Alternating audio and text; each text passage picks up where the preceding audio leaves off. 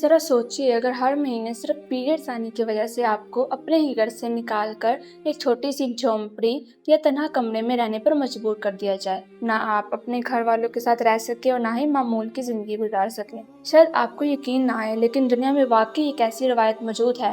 آخر ایسا کیوں ہوتا ہے، آئیے جانتے ہیں۔ یہ روایت زیادہ تر نیپال کے مغربی دیہاتی علاقوں میں دیکھی گئی، جسے چھاؤپڑی کہا جاتا ہے۔ اس روایت کے مطابق جب کسی لڑکی یا عورت کو پیریڈز آتے تو اسے گھر سے الگ ایک چھوٹی سی جھونپڑی یا تنہا کمرے میں رہنا پڑتا تھا۔ بعض اوقات ان جھونپڑیوں میں نہ بجلی ہوتی تھی، نہ صاف پانی اور نہ ہی مناسب سہولیات۔ اس کی وجہ یہ تھی کہ کچھ لوگوں کا پرانا عقیدہ تھا کہ پیریڈز کے دوران عورتیں ناپاک ہوتی ہیں۔ وہ سمجھتے تھے کہ اگر اس دوران عورت گھر کے اندر رہے، باورچی خانے میں جائے یا کچھ چیزوں کو ہاتھ لگائے تو بدقسمتی آ سکتی ہے، فصلیں خراب ہو سکتی ہیں یا گھر کے جانور بیمار ہو سکتے ہیں۔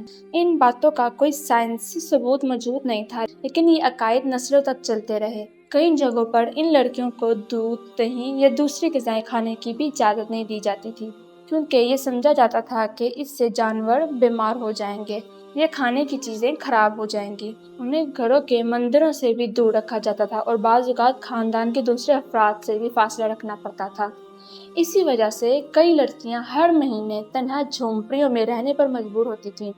اس روایت کی وجہ سے انہیں شدید سردی، بھوک، زہریلے سانپوں، جنگلی جانوروں اور بعض اوقات دھواں بڑھ جانے کی وجہ سے بھی جان کا خطرہ لاحق ہو جاتا تھا۔ افسوس کی بات یہ ہے کہ اس روایت کی وجہ سے کئی خواتین اور لڑکیوں کی جان بھی جا چکی ہے۔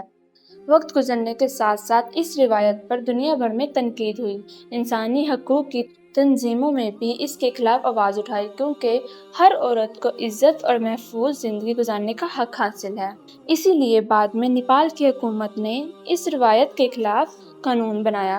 اگرچہ آج بھی کچھ دور دراز علاقوں میں اس پر کسی حد تک عمل ہونے کی اطلاعات سامنے آتی رہی ہیں، لیکن اگر اسلام کی بات کی جائے تو اسلام میں پیریڈز کو اللہ تعالیٰ کا بنایا ہوا ایک بالکل فطری نظام مانا گیا ہے۔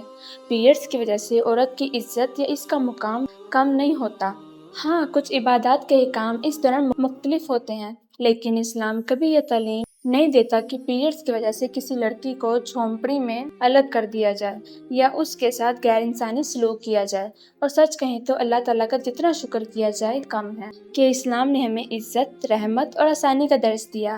ہر لڑکی پیریڈز کے دوران اتنی ہی قیمتی اور عزت کے لائق ہے، کیونکہ یہ کوئی کمی نہیں بلکہ اللہ تعالیٰ کا بنایا ہوا ایک قدرتی نظام ہے۔